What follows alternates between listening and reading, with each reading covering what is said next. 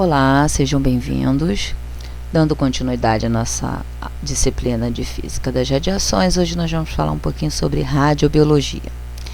Então, nós temos aqui um exemplo de uma solução à base de rádium que era utilizada na década de 20 como a forma de tratar anemia, fraquezas e etc.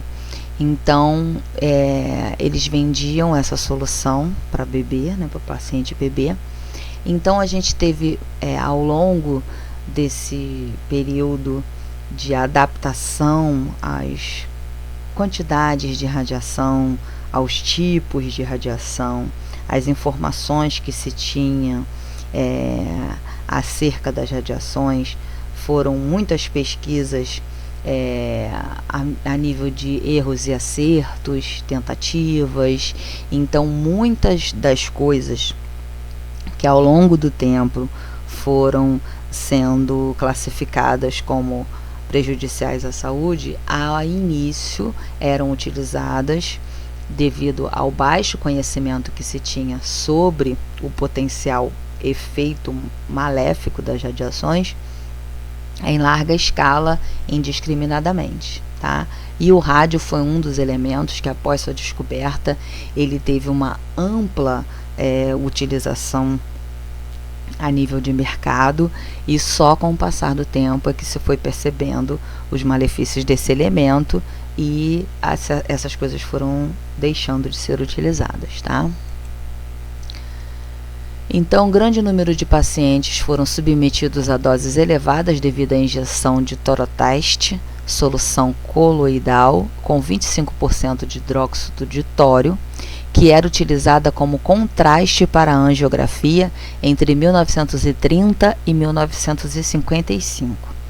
A meia-vida biológica do tório é de 700 anos e a atividade injetada é igual a 1,8 10 elevado a 4 becquerel, sendo que 60% fica depositado no fígado. Então, a maior parte desse elemento que era injetado ficava residual no fígado do paciente. Como resultado disso, 618 pacientes entre os 5.000 que fizeram o tratamento desenvolveram câncer no Japão, na Dinamarca, na Alemanha e em Portugal. A filosofia de proteção radiológica se desenvolveu a partir de um sistema de limitação de doses, por meio do qual seria evitados os efeitos determinísticos das radiações ionizantes. Em meados de 1950, a ICRP reconheceu a existência dos efeitos estocásticos e a vulnerabilidade da dose de tolerância na prevenção de efeitos maléficos das radiações ionizantes.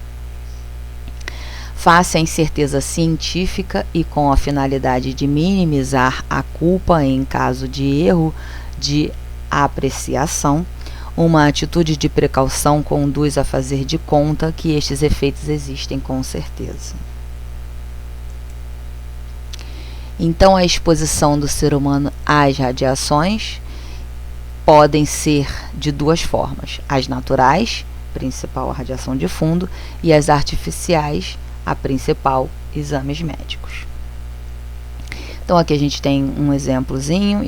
Entende-se por radiação de fundo os raios cósmicos e várias substâncias terrestres, como o radônio.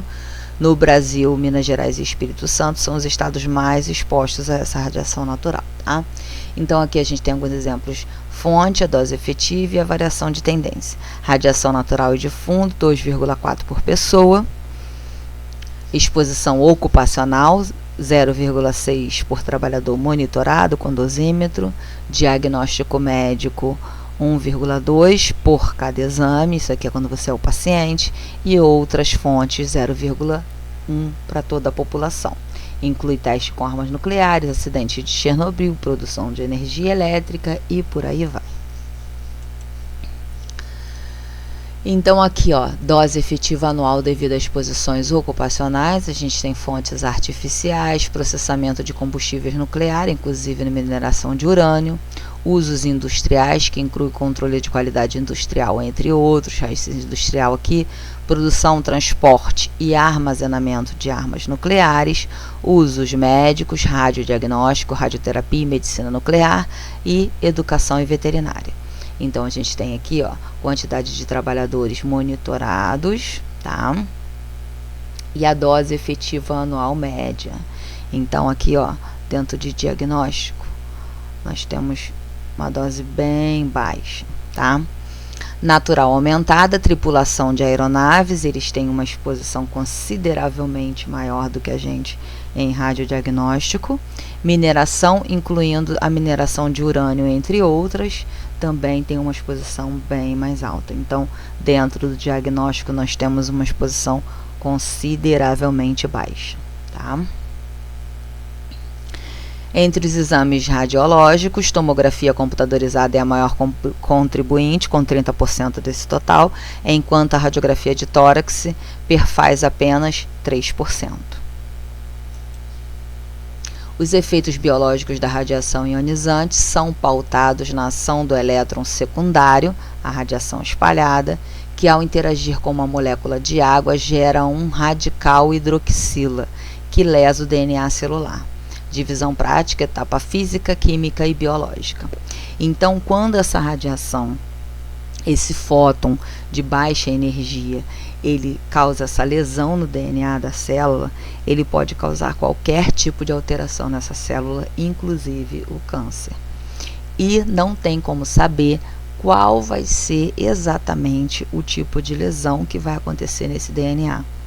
Então, por isso é que precisa proteger o paciente, precisa proteger o acompanhante, precisa evitar repetição de imagens sem necessidade, realização de exames sem orientação médica, porque essa radiação secundária, esse elétron secundário de baixa energia, ele tem o poder de interagir com a célula, né, com a molécula de água da célula e causar a quebra do DNA. Tá? A quebra do DNA celular, causando lesão no DNA dessa célula. Essa célula vai se reproduzir com essa falha. Então, aqui a gente tem um esqueminha, fótons interagem com os elétrons em alta velocidade resulta em dose absorvida. A maioria dos elétrons se recombina muito rapidamente. Aqui a gente tem a etapa física, que acontece tudo que a gente falou anteriormente. As ionizações podem ocorrer diretamente no DNA do núcleo celular ou podem causar alterações químicas na água do núcleo celular, produzindo o radical, que é agente oxidante. O radical OH pode retirar um hidrogênio de um DNA. A produção ocorre em mais ou menos 10 a menos 12 segundos e pode permanecer ativa em até... Então, aqui a gente tem a etapa química, tá? Em que essa ocorrência vai afetar o DNA, etapa química. E a etapa biológica e orgânica, as alterações químicas podem alterar as células. O tempo para sua manifestação pode ser de dezenas de minutos a dezenas de anos. Se a quantidade de efeitos é pequena, o organismo consegue se recuperar. Se a quantidade ou frequência dos efeitos é grande o bastante para comprometer a função de um órgão ou tecido, pode-se dizer que o efeito está instalado. Aí aqui a gente tem um paciente com uma lesão no tecido, uma necrose celular, em que essa quebra na cadeia química causou uma lesão nas células e essa lesão causou a necrose do tecido, tá? Os efeitos desta lesão ao DNA podem ser entendidos de duas maneiras básicas, os efeitos determinísticos e os estocásticos. Os determinísticos, efeito agudo que ocorre devido à perda celular após receber a exposição à radiação, e os efeitos estocásticos que envolvem o desenvolvimento a longo prazo de um dano, geralmente com malignidade associada, câncer. Aqui a gente tem uma tabelinha, tecidos e efeitos. testículos, esterilidade temporária e esterilidade permanente, a dose equivalente em uma única sessão e a dose anual.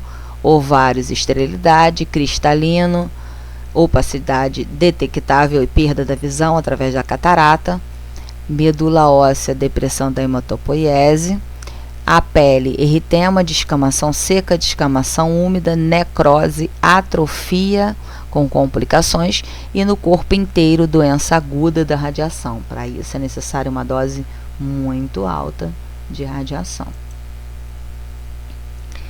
Os principais efeitos estocásticos: câncer, cólon, leucemia, mama, pele, pulmão, tireoide, bexiga, cérebro, estômago, fígado e etc.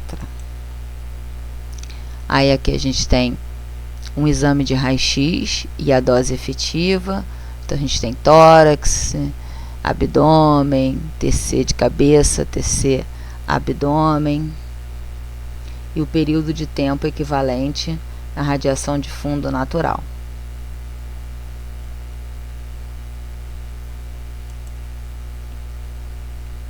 Dose absorvida fetal estimada em alguns exames.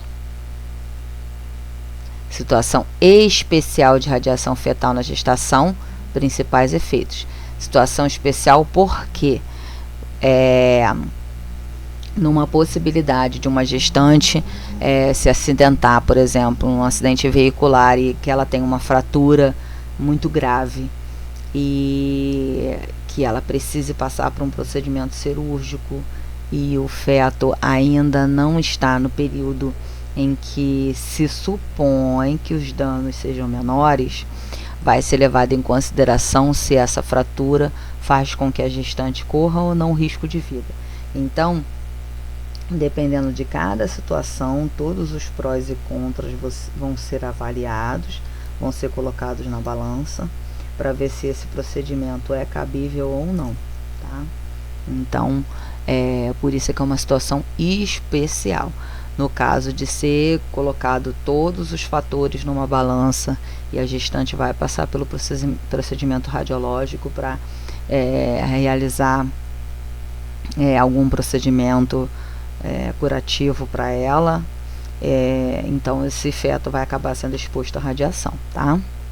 Então aqui a gente tem as doses, dependendo da região do corpo, a dose de radiação média e a máxima, tá?